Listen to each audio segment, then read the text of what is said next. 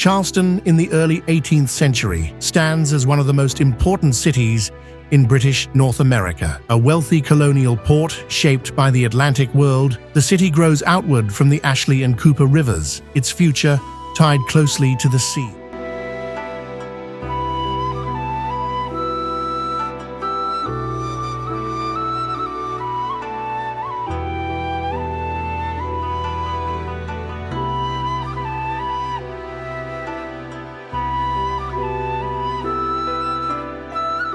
Charleston began as Charlestown in 1670, originally settled upriver before relocating to this peninsula between two rivers. From the start, geography shaped its destiny. The surrounding waterways provided protection, access to trade, and a direct connection to the Atlantic world. By the early 1700s, the city had grown into the economic heart of the southern colonies, exporting rice, indigo, and later cotton to Europe and the Caribbean. This wealth left its mark on the city's architecture, layout, and social structure, creating a place both prosperous and deeply unequal. This early view shows Charleston from the water, the way most visitors would have first encountered it. The harbor is busy with ships riding at anchor, their masts forming a dense forest against the skyline. Merchant vessels from England, the Caribbean, and other colonies crowd the river, unloading goods and taking on cargo bound for distant ports. Small boats move constantly between ship and shore, carrying barrels, crates, and people. The soundscape would have been constant: creaking wood, shouted orders, splashing oars, and the clatter of cargo being handled along the wharves. As we move closer to shore, the city's low-rise buildings come into focus. Most structures are built of brick or timber, designed to withstand heat, humidity, and occasional storms. Charleston's streets follow a loose grid shaped by both English planning ideals and the practical realities of marshy ground. Unlike the dense medieval cities of Europe, Charleston feels more open, its buildings separated by courtyards, gardens, and yards designed to improve airflow in the subtropical climate. This scene brings us into the heart of the city, along Broad Street, Charleston's most important thoroughfare. Here stand some of the colony's most significant buildings: private townhouses of wealthy planters, administrative offices, and places of worship. The street is wide by colonial standards, lined with trees and edged by brick sidewalks. Well-dressed men in waistcoats and tricorn hats walk purposefully between appointments, while enslaved laborers carry goods, draw water, and attend to daily tasks that keep the city functioning. At the center of Charleston's civic life stands the Exchange Building, completed in the early 1770s. This structure served multiple roles: a customs house, a meeting place for merchants, and an open-air exchange where business was conducted beneath its arched galleries. From its upper floors, officials could look out over the harbor, keeping watch on incoming ships and monitoring trade. The building symbolized Charleston's position as a hub of global commerce, linking the plantation economy of the South to markets thousands of miles away. Nearby, the city market stretches through a series of sheds and stalls. This is one of Charleston's busiest spaces, alive with movement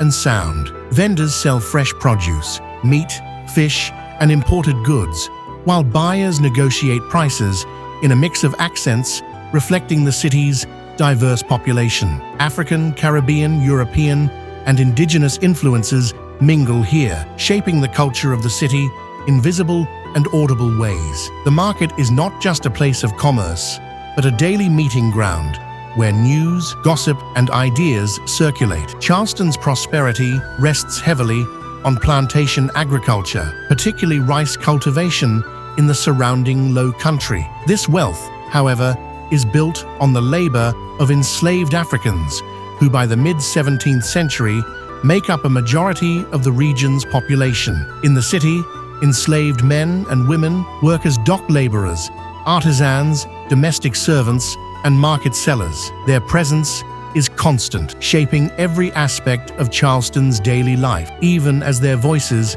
are largely absent from the written records that survive. Walking through these streets, the contrast between elegance and brutality is impossible to ignore. Grand homes with decorative ironwork and formal gardens stand beside workshops, kitchens, and service buildings, where enslaved people labor from dawn to dusk. The city's beauty and refinement coexist with a system of control enforced through law, violence, and surveillance. Understanding Charleston means holding these realities together, recognizing both the city's achievements and the human cost that made them possible. This image shows St. Michael's Church rising above the surrounding rooftops. Completed in 1761, its tall steeple dominates the skyline and serves as both a religious and navigational landmark. Bells mark the passage of time, calling residents to worship and signaling important events. Churches like this play a central role in colonial life, reinforcing social hierarchies while also serving as gathering places where the community comes together. As the years pass, Charleston continues to grow. By the mid-18th century, it is one of the largest cities in North America, rivaling Boston, New York, and Philadelphia in population and wealth. Its elite families maintain close ties to England, sending children abroad for education and importing fashions, furniture, and ideas from London. At the same time, the city develops its own distinct identity, shaped by climate, geography, and a diverse population drawn from across the Atlantic world. This view brings us back to the waterfront at dusk. Lanterns flicker along the wharves as ships settle into the evening tide. Taverns and coffee houses fill with conversation as merchants discuss prices, politics, and the latest news from abroad. Charleston is not isolated from events across the empire. Debates over taxation, trade restrictions,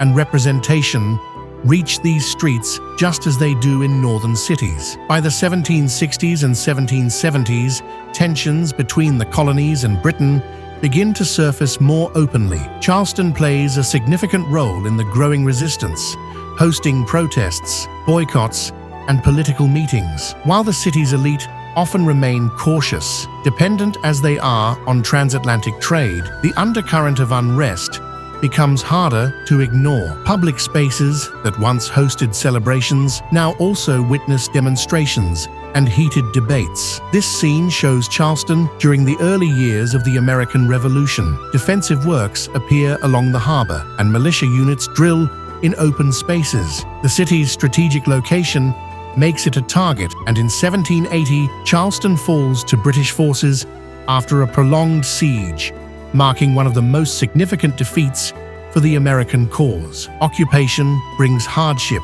disruption, and uncertainty as control of the city shifts and loyalties are tested. After the war, Charleston emerges changed but resilient. Though damaged and economically strained, it remains a major port and cultural center in the new United States. Many of the buildings and streets laid out in the colonial period continue to shape the city's form today. Walking these same paths now, it's striking how much of the past still lingers beneath the modern city. Standing here at the end of this journey, it's hard not to feel how close history really is. These streets, these buildings, and these waterfronts witnessed ambition, exploitation, resilience, and transformation. Through these AI reconstructions, we get just a glimpse of what it might have felt like to stand here in the 1700s, surrounded by a world both familiar and profoundly different from our own. Today, Charleston remains one of the best preserved historic cities in the United States. Many colonial-era structures still stand, woven into a living city